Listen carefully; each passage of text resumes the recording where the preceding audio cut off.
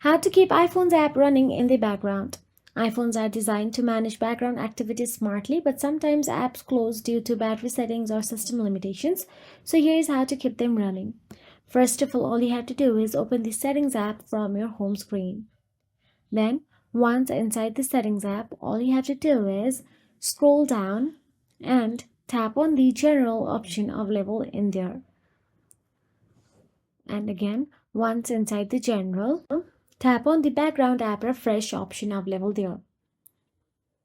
Then you can see it is off. Tap on it at the top and make sure to keep it on Wi-Fi, or you can see Wi-Fi or cellular data option available.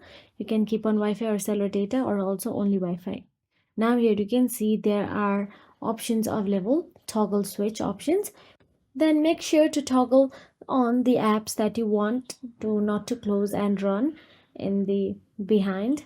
So now also another option is to avoid swiping apps away. Manually swiping apps off from the app switcher force quits them. Like, don't close app unless they are frozen or misbehaving. Like, if you do this and swipe up, then it will force the apps to force quit. So that is it. If you found this video helpful, please like, share and subscribe, and thank you so much for watching.